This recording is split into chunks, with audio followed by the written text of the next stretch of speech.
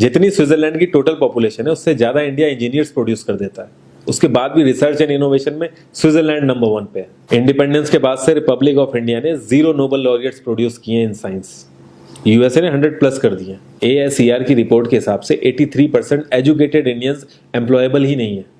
और ये जो सुंदर पिचाई, सत्या नदेला की हम बात करते हैं, इन्होंने भी आगे चल के अपनी एजुकेशन बाहर से ही करी है। और ये सारी चीजें जो मैं बोल रहा हूँ ना, इसका रूट कॉज फाइंड आउट करने के लिए हमें थोड़ा सा पीछे जाना पड़ेगा। जब ब्रिटिशर्स हम पे रूल कर रहे थे तो ईस्ट इंडिया कंपनी के सामने 2 मेजर चैलेंजेस थे। एक कम्युनिकेशन विद इंडियन, दूसरा वर्कर्स और क्लर्क्स की बहुत जरूरत थी उन्हें। फिर थॉमस बेविंगटन मैकॉय ने हमें इंग्लिश एजुकेशन एक्ट ऑफ 1835 दिया, जिससे उनके दोनों पर्पस पूरे हुए। पहला, उनको बंदे चाहिए थे जो चुपचाप डेस्क पे बैठे, अपना काम करें, क्वेश्चंस ना करें और ज्यादा क्रिएटिव ना हो। Second, communication in English. English सबसे ज्यादा बोले जाने वाली लैंग्वेज नहीं है, उसके बाद भी इंग्लिश एक लैंग्वेज की बजाय एक क्लास बन गया इंडिया में। रशिया, चाइना, फ्रांस, ये सब जगह इतना ऑब्सेशन नहीं है इंग्लिश को लेके जितना इंडिया में है। पुअर कम्युनिकेशन बोला जाता है अगर आपकी इंग्लिश अच्छी नहीं है, जबकि इंग्लिश ना आने का मतलब है कि आपको कोई और लैंग्वेज आती है। 5 साल पुराना iOS भी आज की डेट में आउटडेटेड माना जाता है। लेकिन इतनी इंपॉर्टेंट चीज हमारा एजुकेशन सिस्टम आज भी बस थोड़े से चेंजेस के साथ ऐसे ही चल रहा है। हमारे एजुकेशन सिस्टम में रटने का कंपटीशन होता है, जो ज्यादा रट लेता है उसके ज्यादा मार्क्स आते हैं। अब 95% जिसके संस्कृत में आए हैं वो भी संस्कृत नहीं बोल पा रहा है। और बेसिक हिस्ट्री होने की बजाय इतनी मोटी मोटी किताबें हैं हिस्ट्री की जिसका कोई मतलब नहीं है। अगर आज की डेट में आपको कुछ भी पता करना, आप गूगल से पता कर लोगे, उसके लिए आपको याद करने की जरूरत नहीं है इतना कुछ। और ये गवर्नमेंट स्कूल में हर क्लास में इंग्लिश का सब्जेक्ट है।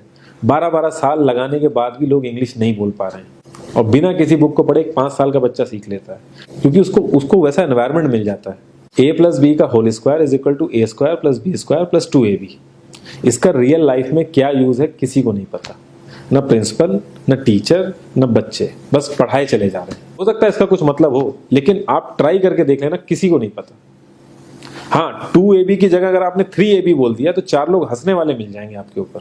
किंडरगार्टन में जो बच्चों को सिखाने के लिए टेक्निक यूज होती है वो लाख गुना अच्छी है कॉलेज की वो रटने वाली टेक्निक से। और जिन बच्चों के बहुत ज्यादा नंबर आते हैं ना, जो वो छुपा छुपा के एग्जाम में लिखते हैं, आप देखोगे जब वो रियल लाइफ में जाते हैं ना तो ज्यादातर क्रम्बल करते हैं वो। हर किसी को सेम सिलेबस और सेम चीज सिखाई जाती है बिना उसकी कैपेबिलिटी देखे। और क्रिएटिविटी का तो दूर दूर तक मतलब नहीं होता।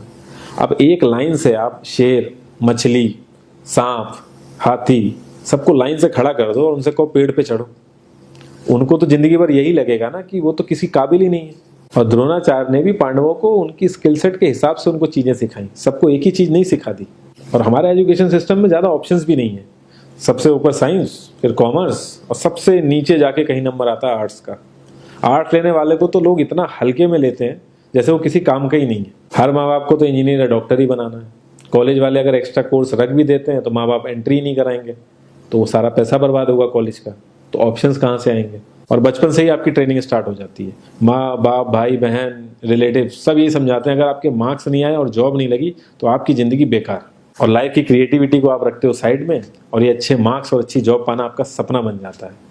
अब ये सपना पूरा हो जाता है तो बहुत बढ़िया है, दूसरे को जेलस फील कराओगे, नीचा फील कराओगे। और इस छोटी सी उम्र में अगर सपना टूट जाता है तो सेल्फ डाउट में आ जाओगे। इतना बाहर वाले आपको नीचा नहीं समझेंगे जितना आप खुद की नजरों में गिर जाओगे। आप किसी भी 4-5 सक्सेसफुल आदमियों के बारे में सोच के देखिए जिन्हें आप बहुत सक्सेसफुल मानते हो या जिनकी तरह लाइफ आप जीना चाहते हो। मैं ये कह सकता हूँ कि वो इस एजुकेशन सिस्टम की वजह से तो सक्सेसफुल नहीं होंगे, चाहे वो जो भी हो। धीरू भाई अंबानी, विराट कोहली, आमिर खान, नरेंद्र मोदी, ये सब हमारे इस करंट एजुकेशन सिस्टम के ट्रैप में नहीं फंसे। इन्होंने खुद सीखा, खुद एजुकेट हुए और खुद आगे बढ़े। किसी कंपनी के सीईओ को अगर ये कहा जाए कि आप अपनी कंपनी के सारे डिपार्टमेंट में इंटरव्यू दीजिए, तो कोई गारंटी नहीं है कि वो सारे डिपार्टमेंट के इंटरव्यू निकाल लेगा।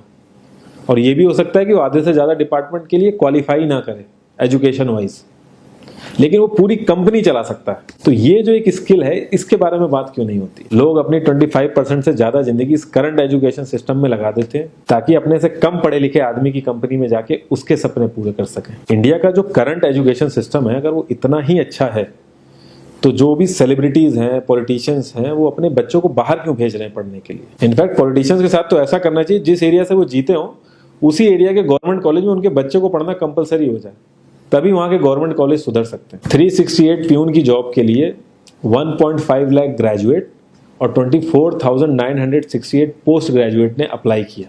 मैं IAS PCS की तो बात नहीं करता हूँ, वो तो एक पैशन की बात होती है, लेकिन कुछ लोग 5-5, 6-6 साल से तैयारी कर रहे हैं कि कोई भी गवर्नमेंट जॉब मिल जाए उन्हें। उनसे पूछोगे क्यों ऐसे इतने टाइम से लगे हुए हो, तो वो एक ही चीज़ बोलेंगे कि जॉब सिक्योर है। मतलब आप काम नहीं भी करोगे तो आपको निकाला नहीं जाएगा। ये सारी कामचोरी वाली बातें माइंड में इसीलिए आती हैं क्योंकि हमारा जो करंट एजुकेशन सिस्टम है वो इतना कॉन्फिडेंस ही नहीं देता है कि हम अपनी स्किल के दम पे कहीं जाके काम करें और हमें निकलने का डर ना हो। मैं आने वाले 10 साल की तो बात ही नहीं कर रहा हूँ, अगर मैं आने वाले 5 साल की भी बात करूँ तो टेक्नोलॉजीज में इतना ज़्यादा चेंजेस आ जाएगा कि जो आज हम पढ़ रहे हैं, जिस स्किल पे हम फोकस कर रहे हैं, पता नहीं वो रेलेवेंट भी होगी कि नहीं उस समय। Cloud computing, SEO, digital marketing, ये सब जॉब्स पहले एग्जिस्ट ही नहीं करती थी। हम लोगों को एजाइल होना पड़ेगा, नई नई चीज़ों को सीखने के लिए ओपन रहना पड़ेगा, क्रिएटिव माइंड लगाना पड़ेगा।